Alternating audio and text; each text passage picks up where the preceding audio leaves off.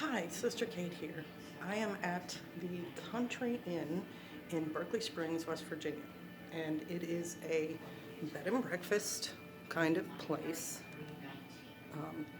It's got 60 bedrooms, I think it said, but there's 3 or 4 buildings, so this is the main building. And we're here for a Viking meeting, and the person who we're meeting is the person who made the reservation. So she knew the area, and she chose a place for Pastor and I to stay. And it's absolutely delightful. It's really cute. But the reason I'm making the video is not that. Now, having come here, this is one of those old school, probably 1800s, early 1900s buildings. I don't know if it started out as an inn. But the thing about it is solid. Oh my gosh, it is so solid. Hardwood, stone brick exterior, just very, very sturdy. Which, if you're doing like a security thing, this is not a bad place to be if, things aren't great. It's better, way, way better than, say, a Morton building pole barn, because those things are not very sturdy. In a storm, windows would probably get broken and stuff like that, but as far as the building itself, you're not moving this thing. The other thing about a building like this, with all the heavy wood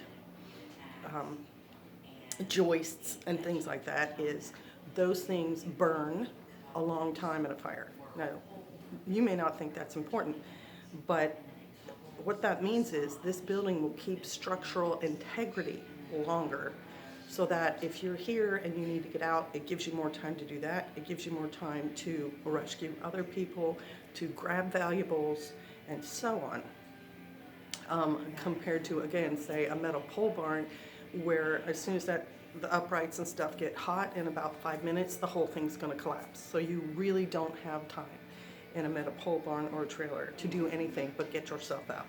So that's another thing, security-wise. Now, when Pastor and I travel, of course we do research. He looks at maps, he picks out locations and things like that. And we did check the weather right before we came, but we checked right before we came. And the whole country right now is having a cold spell. So the temperatures here, we're going to go from what we're normally used to 20 degrees colder on both ends. So, like 19 degrees at night. And 19 degrees at night is way different than, say, 40, as far as your prepping and how you're going to deal with it. You need warmer clothes. So when we packed, I'm going to admit something to you all. I didn't pack everything that I was planning to in my head, because as we're packing, I've got all these things going through my mind, and so I forgot a few items.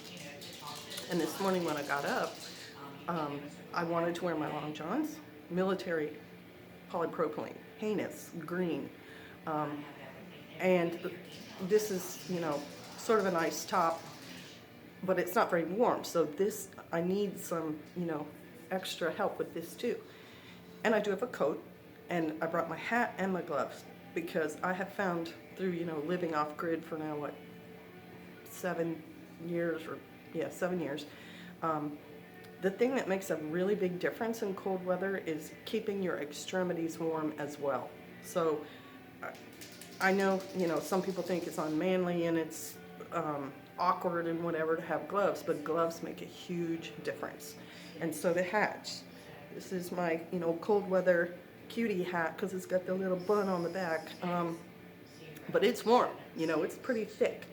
And if I go outside without it, all that cold air on my face, on my ears, on my neck, it makes you feel so much colder than if you have this on and it's keeping all your heat in, because this is where a lot of your heat in your body is lost.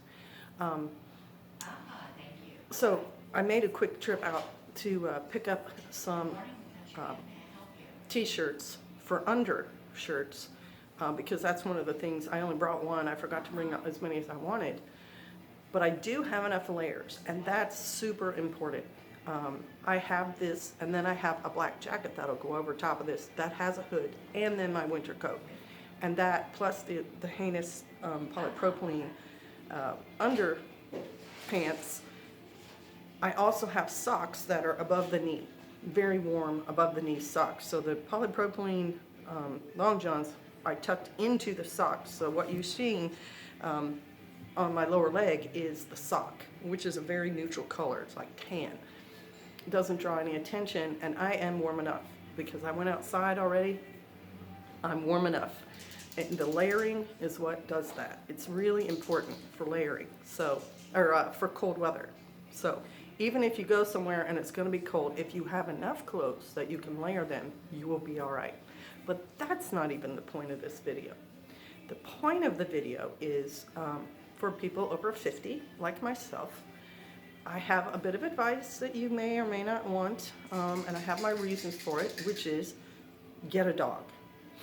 Now, immediately, I know you guys are going to say, but Sister Kate, I don't have enough room, or Sister Kate, I don't want to take care of a dog, or Sister Kate, I don't want to have to feed this dog. Lots of different reasons. I get that. Listen to why I think you should have one. Because as we get older, our hearing, our sight, our, acuity, our being aware of what's going on around us, all of that is slowly narrowed by our aging, by the aging process. The ears don't work as well, the eyes don't work as well. Dogs have superior hearing, superior smell, superior, not always, but some sight hounds and stuff have very superior vision. And the number one thing for us as we get older is also our security. We become more prone to problems. We are easier prey. And I look upon sort of the natural world, because we're in that, but we're also in the spiritual world, as you know. The Heavenly Father always has you. But things do happen on earth that are just things. So having a dog is going to give you a superior alarm system inside your house and can be outside. I recommend, if you can have a dog that'll be outdoors and indoors, awesome. Having two dogs, an outdoor dog and an indoor dog, is also a really good thing. And your indoor dog can be the cute little fluff ball that is about this big and you can carry it in your purse, and your outdoor dog, a bigger dog.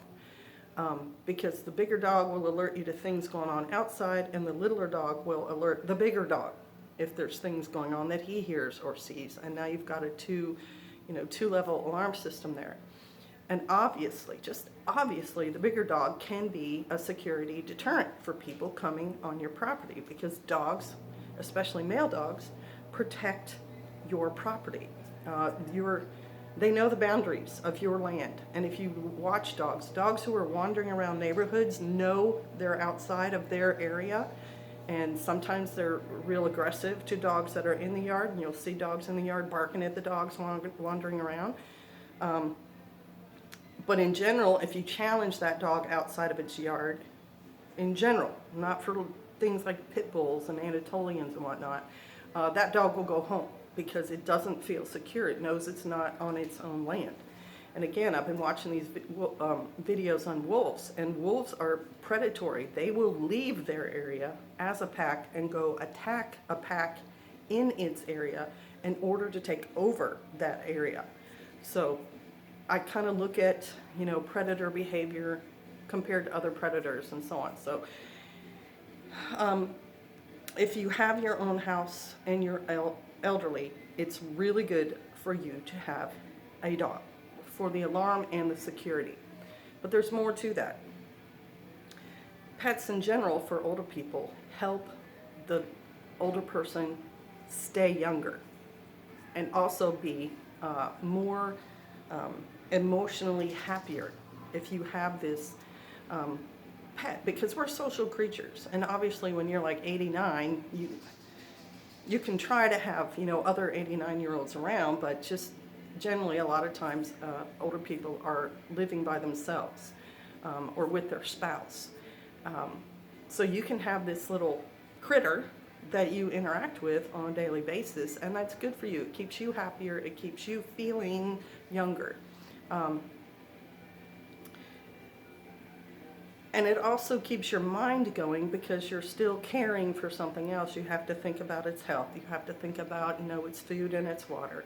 If you have an indoor dog, and I'm telling you right now, if you have an indoor dog, you potty train that dog. I am not talking about having pets that you just let use your house as their bathroom. That's a no. You teach that dog to be potty trained, no matter how big or small it is. Little teeny dogs, you can use the vinegar method. Big dogs, you can use the newspaper thing. It's just a general principle that if the animal eats, it's going to have to go to the bathroom. So if you don't want to have to, discipline your dog, you can just feed and water the dog and then put it outside. Every time you do that, and the dog will get used to it. And as long as you make it unpleasant for them inside, whether you spray them with a water bottle or put vinegar down where they go to the restroom or whatever, they will learn to go outside. So if your dog's going in your house, that's on you, not the dog. Anyway, for these reasons, I think you should have a dog. And I think you should make the decision to have part of your budget to feed that animal, whether you're on limited circumstances or not. And it's going to be a problem for you if you're in an apartment or like a rent-controlled place that has a landlord and the landlord says no pets. That'll be a problem. Move somewhere to where you can have those things. And obviously, if you are older and unable to care for yourself, then you would not, I'm not recommending that you then get a pet. But you could ask, say you're in an assisted living place or possibly a nursing home, you could ask for the person who does the activities for the building to have pets brought in for people to interact with on a daily basis, because there are programs out there to do that. So that is the point of my video. And the last thing I want to say about that, actually I have to say another thing too, is I'm not saying don't have a cat. I think cats are kind of cool. Cats, the purring of a cat supposedly helps you heal. Again, having a little furry animal to pet every day, good for your mental health. It's just that I personally don't think cats are big enough to stop a full-grown person. And I know you're going to say, well, I know this cat and it attacked this, whatever. No, I'm talking about, come on, a hardened criminal is not going to stop at a cat. And they may not stop at a large dog, but then again, they may just move on to the house where there is no dog, because that's what statistics show, that criminals do not want any attention brought to themselves. So if you have a dog, they're just going to skip your house and go to the house that doesn't have one. So I'm not saying don't have a cat. I'm saying have as many cats as you want and a dog. And the last thing, I think I'm going to have to say this for YouTube, is there is music in the background. It is because this place is playing a radio. I didn't put that on the track. So these songs, if they're copyrighted, are being played on a radio. And hopefully that'll take care of any issues with that. All right. Look at this beautiful place I'm in. This is just really nice. Pastor and I don't get to do this very often. It's kind of like a mini vacay for us. Thanks for watching. See you around. Bless you. Shalom.